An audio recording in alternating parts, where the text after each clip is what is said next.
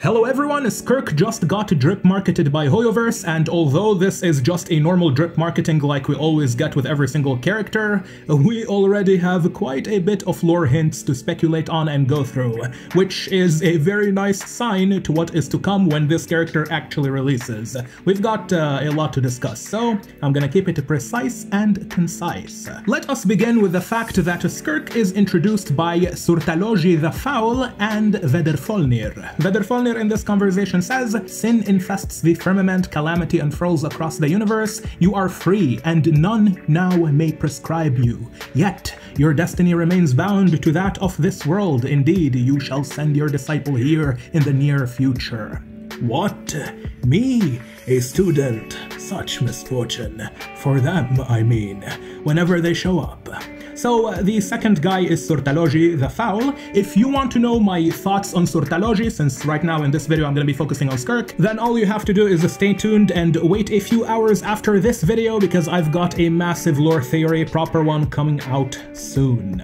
Link to it will be in this video's description. Now, the English stuff is really nice, but I also want to read to you guys the Japanese version of this conversation between Vederfolnir and Surtalogy. Here, Vederfolnir says in Japanese, "A sky tainted by sin, a cosmos overrun by calamity, none remain who can strip away your freedom. Yet your fate remains inextricably bound to this world.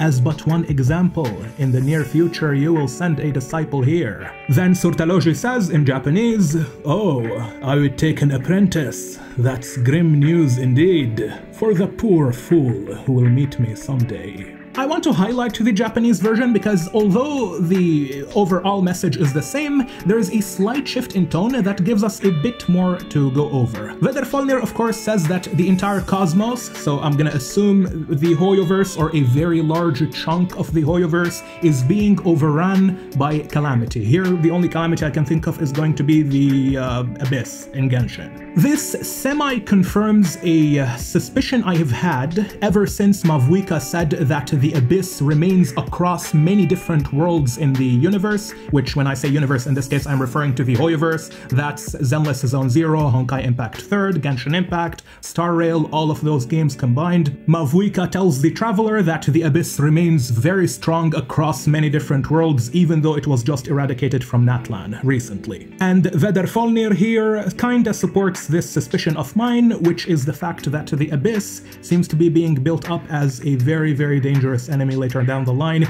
if Hoyoverse chooses to connect all the games together and storylines together, which looks like the direction they are going in, especially when we take into account the first Descender and the Voyager, who may have connections to the Eons. However, that is a different theory for a different time. Now, notice what Surtalogy says to Vederfolnir in Japanese. "Oh, I would take an apprentice. That's grim news indeed, for the poor fool who will meet me someday." Of course, Surtalogy here is saying the word fool in reference to Skirk, which was his immediate disciple. However, the word fool in Genshin, as it so happens to be, is also related to the fools, the Fatui, because Pierro, of course, donned the masks of fools in order to make fun of fate and make fun of the heavenly principles. This is why the Fatui's organization under the Tsaritsa and under Pierro is called the Fools. And who do we have amongst the fools? We've got Skirk's own disciple. In fact, Skirk is called herself Sinner's Pupil, so the pupil of Surtalogy, Fool's Master. Therefore, even though Surtalogy refers to his future disciple, in this case Skirk, as a fool, this is also a really nice, I suppose, hint. Perhaps Vederfolnir found this funny, who knows, we don't really get to see his reaction, to the fact that Skirk would ultimately get an actual fool, one of the 11 Harbingers, Tartaglia, Ajax, to become her own disciple, and by proxy, Surtalogy's grand disciple. It's a very nice small reference when you think about it on surface level, but I did not make this video to talk about surface level shit. I don't really care about that, because here's the thing, guys.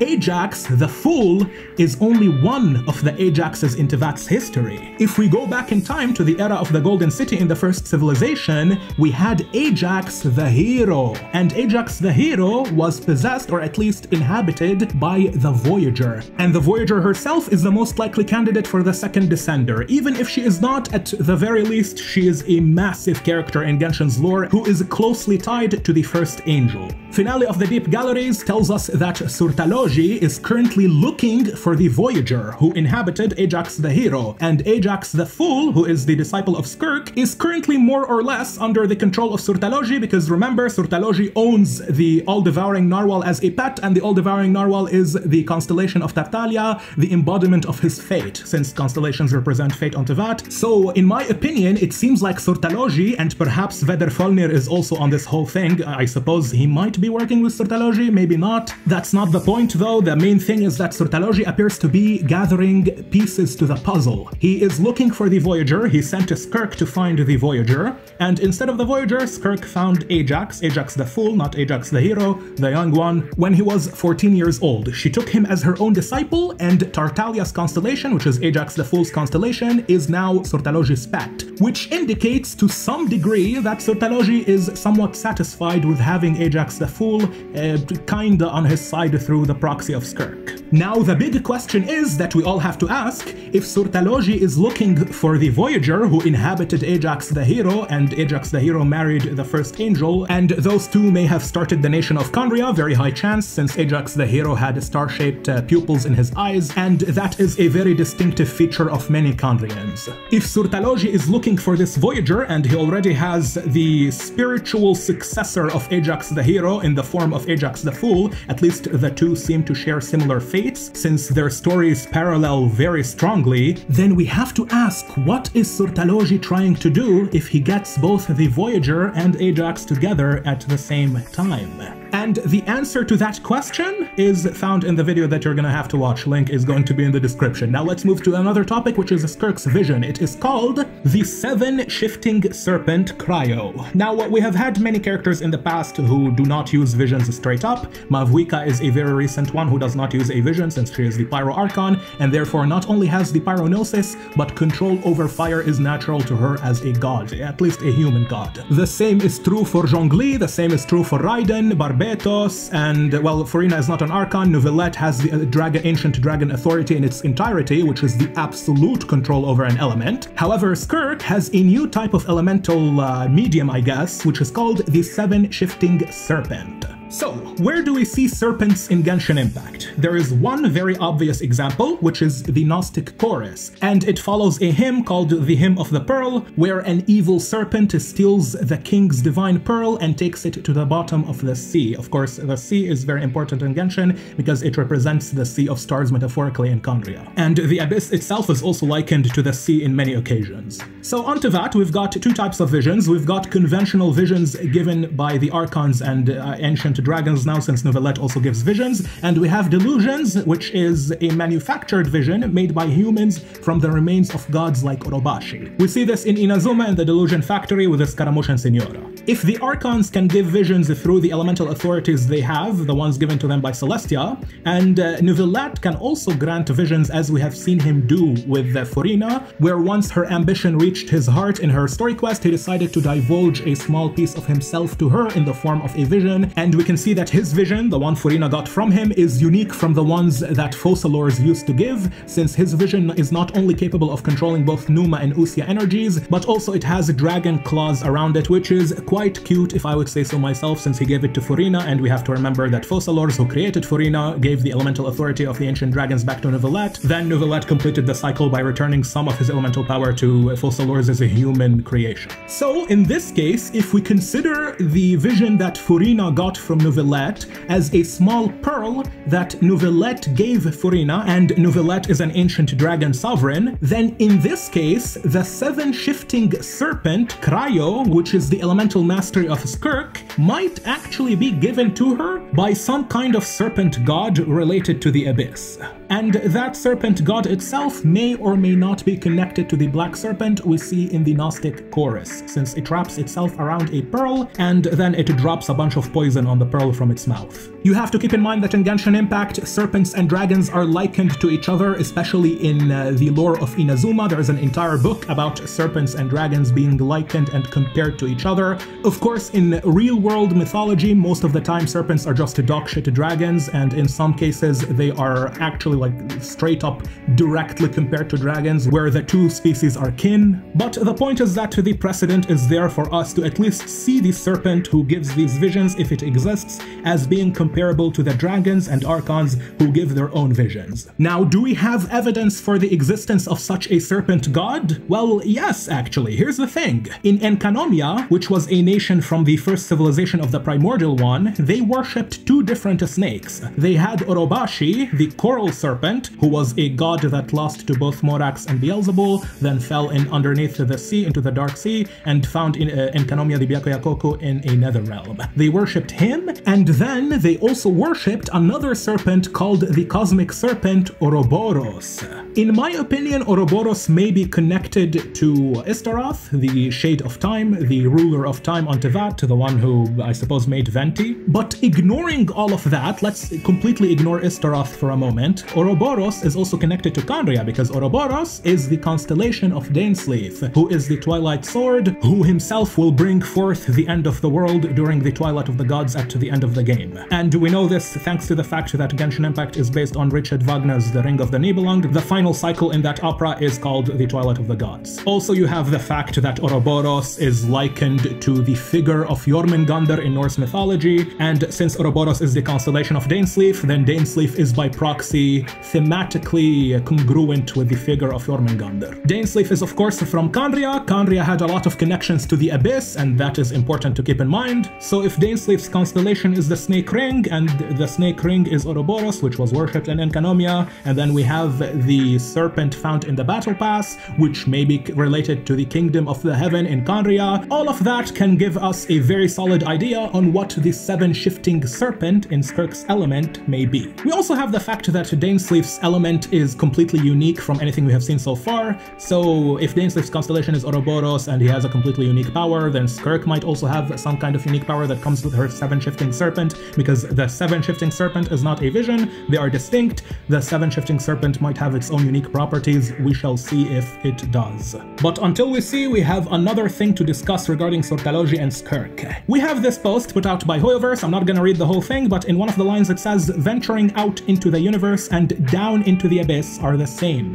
Now, where do we hear this line in Genshin Impact? We hear it every time from Catherine. Ad astra abyssaske, which means, in the Adventurers Guild, to the stars and the abyss. This is taken from Latin, ad astra abyssaske, to the stars and the abyss. This is of course not the first time where the abyss and the universe are somewhat correlated to each other, even if the two are counterparts or opposites. At least there is some kind of a dualistic nature between them, and we know this because back in the Chasm, during the Perilous Trial Archon quest with Shao and Yelan and Ito and Kuki and all of those characters, the Traveler, oh, there was also Yanfei, the Traveler, when they entered the trial to see their biggest fear, they saw the abyss. But the thing is, the abyss literally looks like the universe, visually. And in the Spiral Abyss in Genshin Impact, the more you go down, the closer you get to space. So there is some kind of parallel between the abyss and the space and the universe itself and the Sea of Stars, mentioned in Khaenri'ah, specifically in the book Perenheri. What is the connection? We don't really know, but we have the line from Catherine, which says ad astra abyssaske, to the stars and the abyss, and then we have this line from Hoyoverse, which says venturing out into the universe and down into the abyss are the same. I suspect this implies there is some kind of duality between the two. Perhaps it's like matter and antimatter, however that would be kinda silly, but that's fine. Regardless, they do say both are braving the dark unknown, so it might just be a comparison of adventure. We also get a nice piece of lore which says, in the days after the underground civilization collapsed upon a patch of unremembered scorched earth, the one who despised destiny. This might be a reference that Sortalogy does not really like Vederfolnir, since Vederfolnir is all about fate and destiny. He is called the Visionary. He is very similar to Barbeleth in that regard. But it also might be a reference to the Heavenly Principles, since the Heavenly Principles is also called the Destiny in Genshin Impact, so it might just mean that Sortalogy despises the Heavenly Principles, and this would be a very obvious thing to go with. Anyway, it says, the one who despised destiny plucked a young girl from the hand of fate.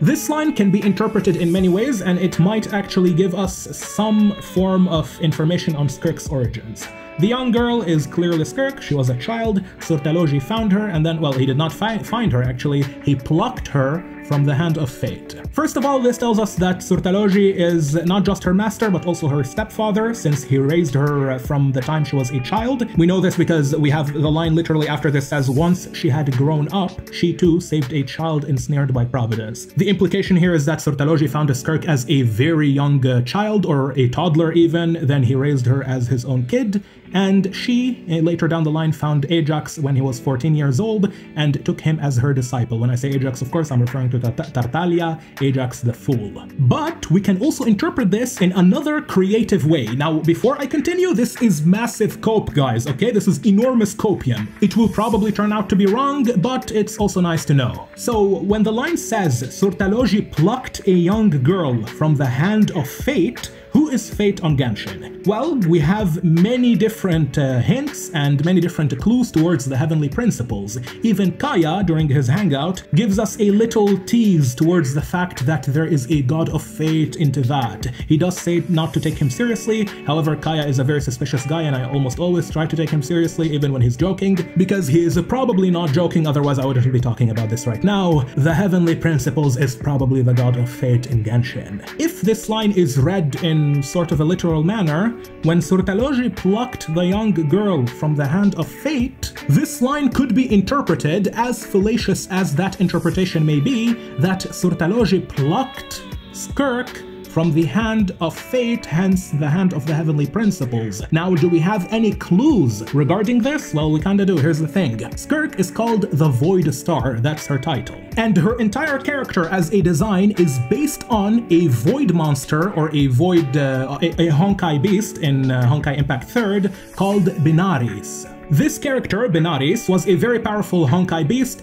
almost a pseudo-Hersher, which just means ruler in Honkai Impact 3rd, and Benaris, whom Skirk's design is based on, was very, very close to Sirin, the Hersher, the ruler of the Void, whom Auto Apocalypse attempted to revive in the form of Kiana's clone. If you don't know the Honkai Impact 3rd lore, don't worry about it, it's not actually that important, I'm just giving you some background information, because here's the thing. Sirin, in the form of Kiana Kaslana, at least the clone of Kiana Kaslana, is the primary inspiration for the design of who? The sustainer of the heavenly principles. And the sustainer onto that is the most likely candidate by far to the fourth and final shade whom we still don't know, which is the ruler. Once again, remember the word Hersher in Honkai Impact 3rd simply means ruler, the ruler of space. This is the fourth shade, since we already know life as Nabirius, we know death as Ronova, time is Istaroth. The final one is the shade of space, which may be the sustainer, because the sustainer is based on Sirin, and Sirin is the Hersher of the Void, and the Shade of Space's title in Chinese can be interpreted as Ruler of Void, which, if this is the case for a fact, then that pretty much confirms the Sustainer of Heavenly Principles as the Shade of Void, the Shade of Space, and therefore one of the Primordial One's creations. This provides us with some kind of design merit to have Skirk and the Sustainer being connected, because if Skirk is based on the design of Benaris, and the Sustainer who might be the Shade of Void, the Shade of Space, is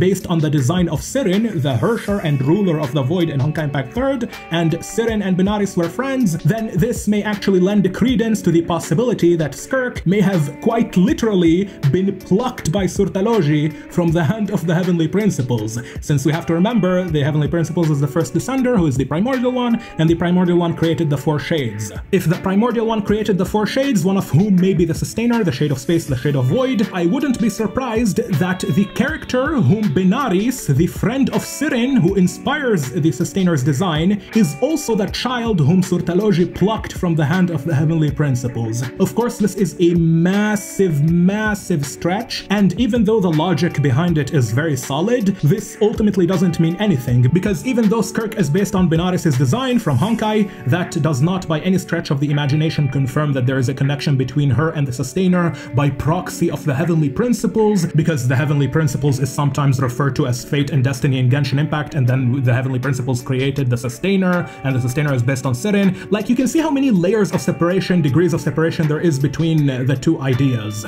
The logic is of course solid, I just think this is me taking it way too far.